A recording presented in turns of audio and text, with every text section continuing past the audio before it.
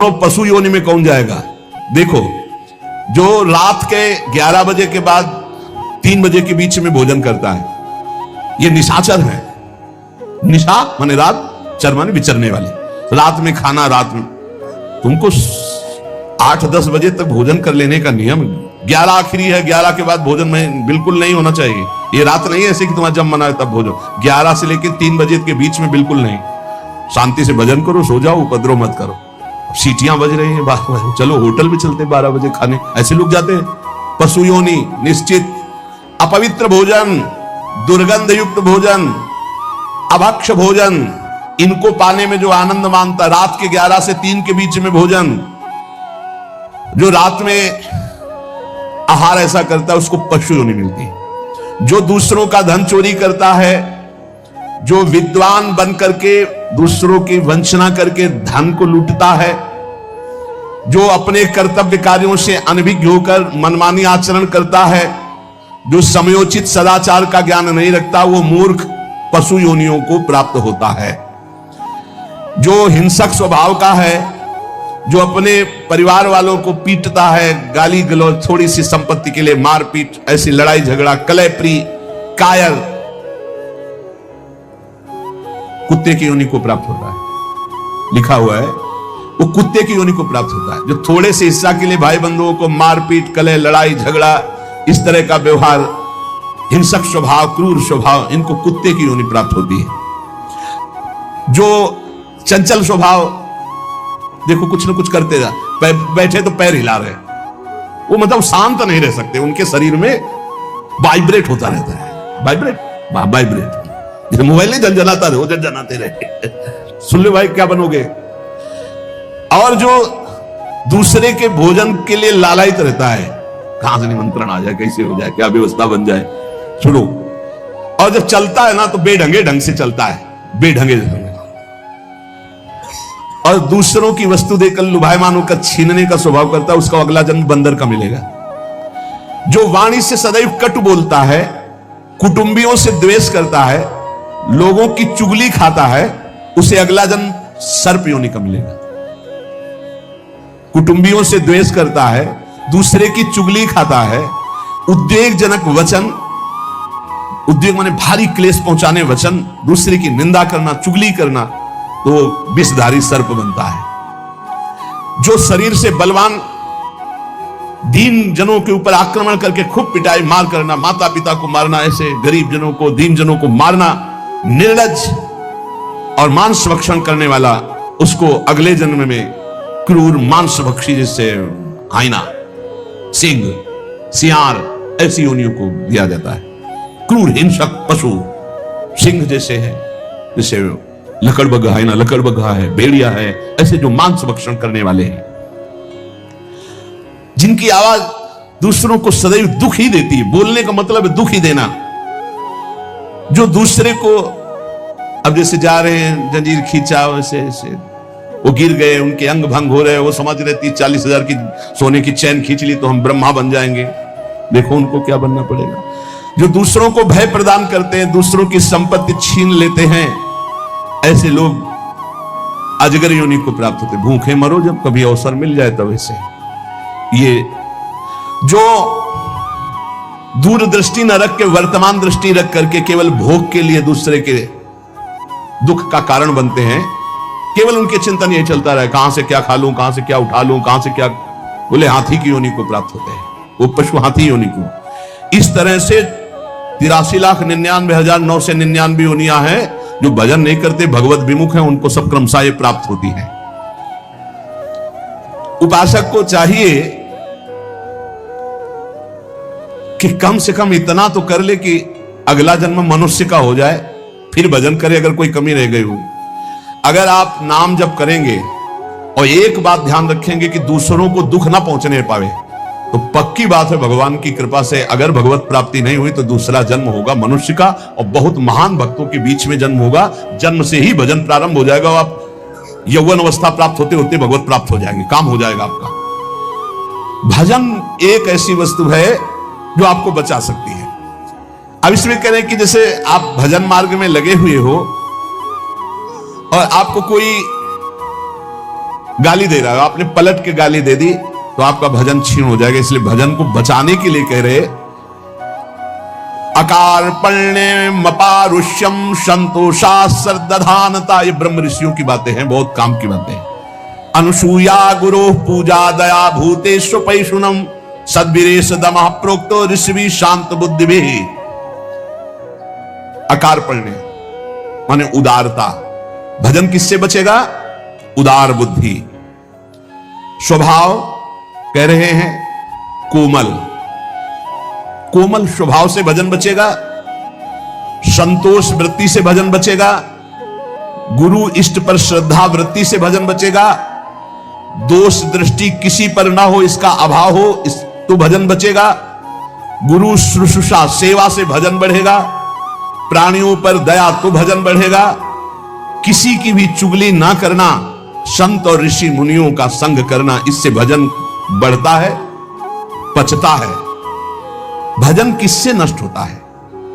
तो कह रहे हैं जब अवमाने न कुप्पेत सम्माने न प्रहस्यति सम दुखो सुखो धीरा प्रशांति इति कीर्त्यते। जब तुम्हारा अपमान हो और तुम उसका बदले में अपमान कर दो तो तुम्हारा भजन छीन हो जाएगा।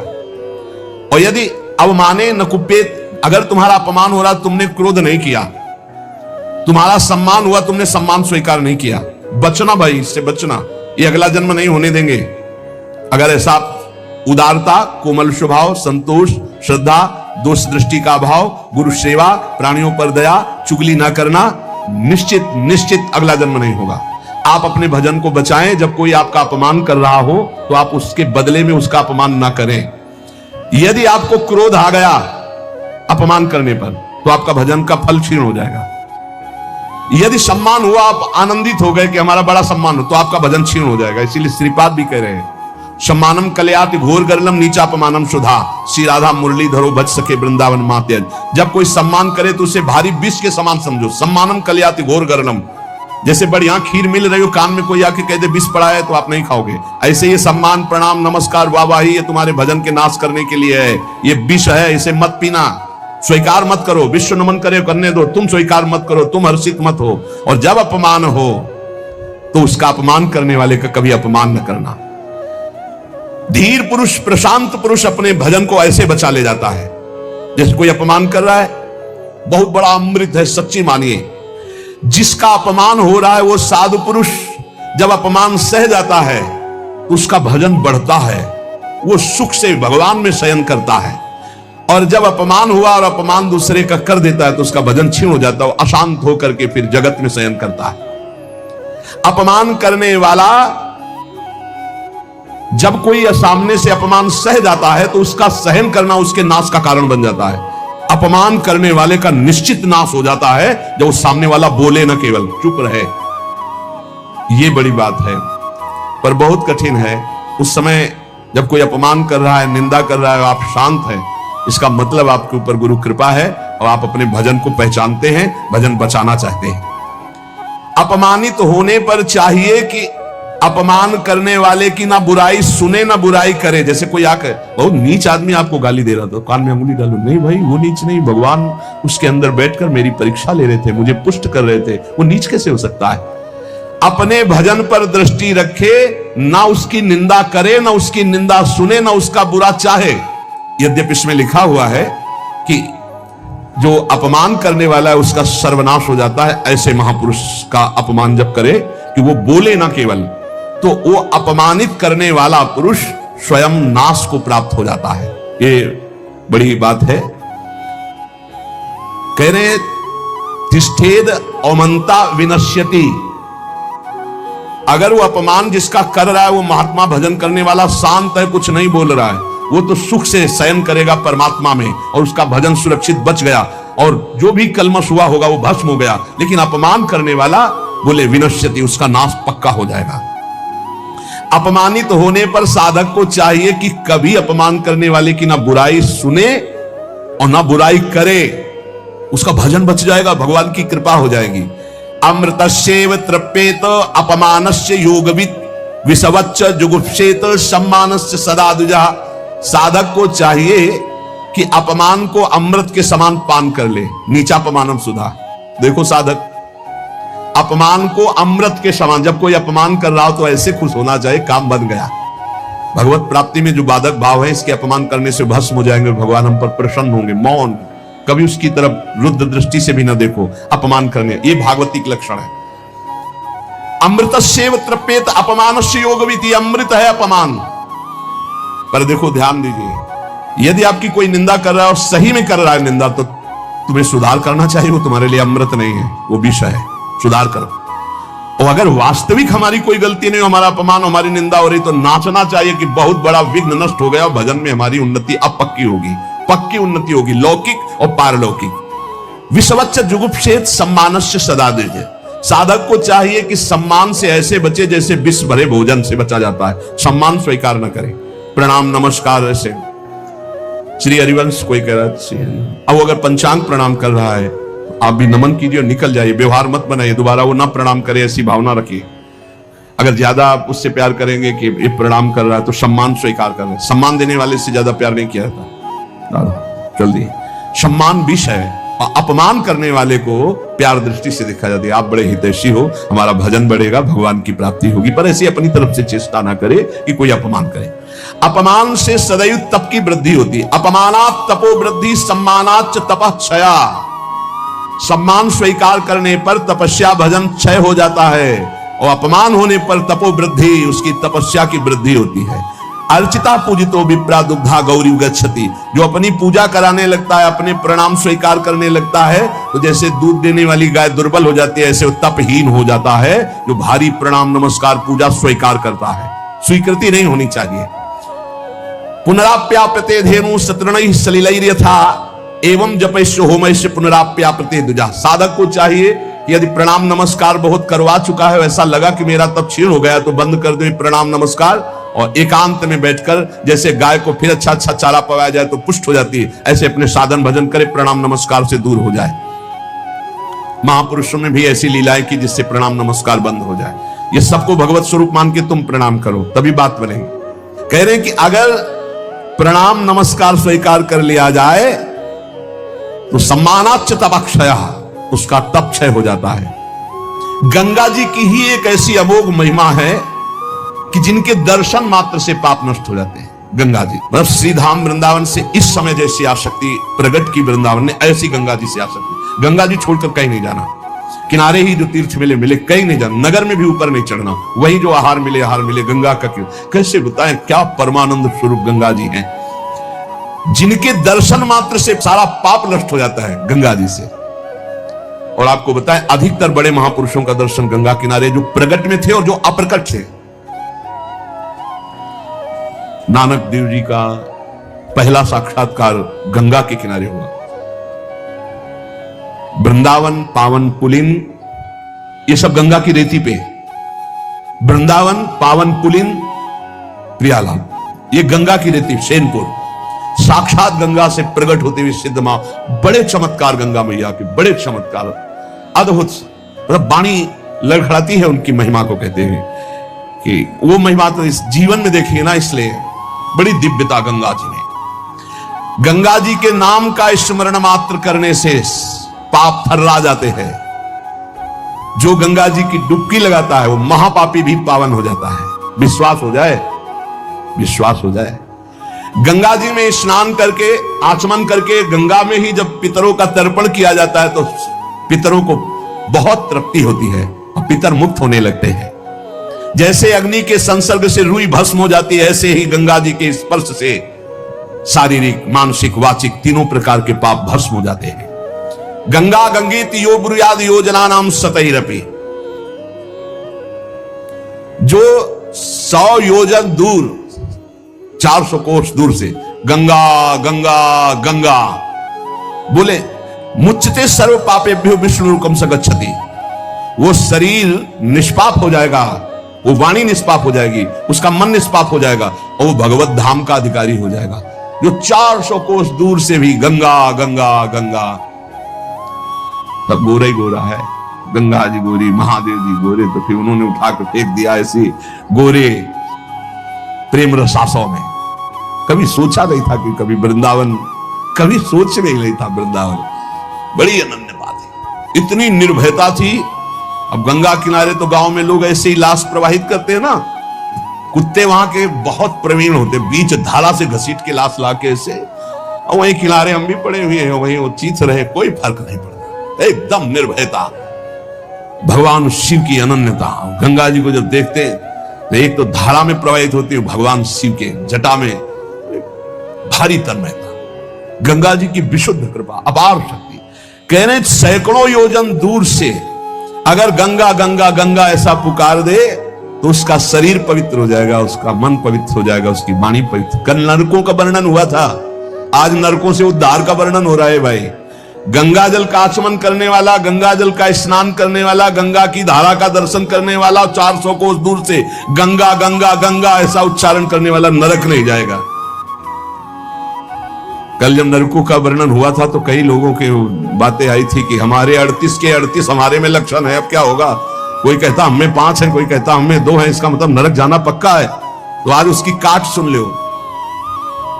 नाम संकीर्तनम यस्य सर्व पाप प्रणाशनम, करना मत अवलो नसानी, अबना न सही हो, पहले नियम लो कि आज के बाद नहीं करेंगे। नाम कर संकीर्तन करो, प्रभु का चरणामृत पियो, कभी अवसर मिले तो गंगा जी के समीप जाके साष्टांग दंडवत करके डुबकी लगाओ, आनंद पूर्वक खड़े होकर कुछ देर नाम जप करो, नरक वरक नहीं मिलेगा, सब बढ़िया मंगल हो जाएगा, पर करना ही पड़ेगा। कह रहे जो गंगा जी में स्नान के लिए कभी नहीं गए, ना गंगा जी का नाम लिया, ना गंगा जी पे श्रद्धा करते हैं, ऐसे लोगों के जीवन में जो आचरण बनते हैं वो बड़े निरर्थक होते हैं और ऐसे लोगों की ही दुर्गति होती है। पर गंगा जी का एक बार का स्नान निष्पाप कर सकता है, पूर्ण विश्वास होना चाहिए। एक बार हरिद्वार में बहुत लोग गंगा स्नान कर रहे थे, पार्वती जी ने कहा कि देखो इन सबका उद्धार पक्का हो गया, क्योंकि हम देवी की महिमा को जानती गंगा की, ये सब स्नान करके, पूर्णिमा का पर्व है, ये स्नान करने पक्का निष्पाप हो गए। महादेव जी ने कहा नहीं नहीं। बोले क्यों प्रभु? बोले इनमें कोई गंगा स्नान कर रहा है, सब पानी में डुबकी लगा के आ रहे हैं, गंगा में थोड़ी लगा। बोले प्रभु आप भी एक आश्चर्य में बात करते, साफ देखो ना कितने भाव से नहा नहा के आ रहे हैं। बोले अच्छा इनको विश्वास नहीं गंगा जी पे, इसलिए पानी पे डुबकी लगाते हैं, कोई एक होगा जिसे विश्वास होगा। देखो अभी हम परीक्षा करते हैं। रास्ते में बैठ गए कि जैसे गिर गए हो ऐसे वृद्ध का रूप रख के गिरे हुए, अम्बा जी तो नवीन रूप धारण करके बोले जो निकले उससे जो हम कहें सो कहो। तो जो महादेव जी ने सिखाया तो कहते भैया ये हमारे पति देव गिर गए, थोड़ा हाथ सहयोग दीजिए, पकड़ के उठा दीजिए, अकेले उठ नहीं रहे, आप आइए। और जब कोई आने लगे तो कहना निष्पाप पुरुष ही हमारे पति को छू सकता है, अगर पापी छुआ तो भस्म हो जाएगा, बस इतना तुम्हें बोलना है, ठीक है। अब जो निकलते बोले भैया आप गंगा नहा के आ रहे हो? बोले हाँ। तो बोले आप तो निष्पाप हो ही गए, हो गए, हमारे पति फिसल के गिर गए, हमारे पति निष्पाप हैं, और जो निष्पाप पुरुष इनको निकाल सकता है, अगर कोई पापी छू लिया तो भस्म हो जाएगा, आप सहयोग करो। बोले गंगा तो नहा के आए पर पाप बहुत तो हुए, अगर कहीं पाप नष्ट न हुए हो तो भस्म ही हो जाएंगे। नहीं, कोई नहीं, किसी की हिम्मत नहीं पड़ी कि महादेव जी को निकलवा दे, क्योंकि जहां ये कहती कि अगर पापी पाप तो हुए यार, अब पता नहीं गंगा नहाने में नष्ट हुए कि नहीं नष्ट हुए, बेकार को भस्म हो जाए ऐसे। उनमें एक आदमी सरल भाव से गंगा गंगा गंगा माँ गंगे स्नान किया और बोले भैया हमारे पति को निकलवा। बोले अच्छा भैया, लुटा रखा। बोले भैया एक बात सुन लो, हमारे पति निष्पाप हैं, अगर पापी पुरुष छुएगा तो भस्म हो जाएगा। बोले भैया आपको विश्वास नहीं, गंगा मैया में स्नान करके आ रहा हूं, अब भी पापी हूं। और तत्काल भगवान बाहर निकाल के सिंह, जब चला गया तो भगवान शिव ने कहा ये केवल गंगा स्नान करके आया। इसकी अर्थात भाव विद्यते देवा ना पाषाणे ना मूर्तये। यदि हम भगवान के नाम, भगवान के धाम, भगवान के इन पावन तीर्थों पर दृढ़ विश्वास करते तो बहुत जल्दी लाभ प्राप्त होता है। ये विश्वास के लिए सुनाता शास्त्र, ऋषि मुनि सब, ये विश्वास के लिए सुनाता। हमें दृढ़ विश्वास कर लेना चाहिए कि अब हमारा कल्याण तो हो ही गया। जैसे गंगा जी क्या है? भगवान श्री कृष्ण का चरणामृत है। गांगम वारी मनोहारी मुरारी चरणच्युतम त्रिपुरार शिरश्चार, जिसे भगवान शिव मस्तक पर धारण किए। अपने लोग रोज चरणामृत पीते हैं, किनका? प्रिया प्रीतम का। अब और गंगा की जरूरत पड़ेगी? जहां से गंगा प्रकट हुई उनके सर्वांग स्नान का जल। यमुना जी, जब यमुना जी गंगा जी से मिली तो गंगा जी ऐसे होकर प्रणाम मुद्रा में मिली यमुना जी से। यमुना जी ने कहा तुम्हारा हो भाग्य कि तुम जगत पावन करने वाली गंगा हो, तो उनका तुम्हारे सामने मेरी कोई सामर्थ्य नहीं। क्योंकि तुम में प्रभु पूर्ण अवगाहन करते, हम तो प्रभु के चरण धोवन मात्र हैं।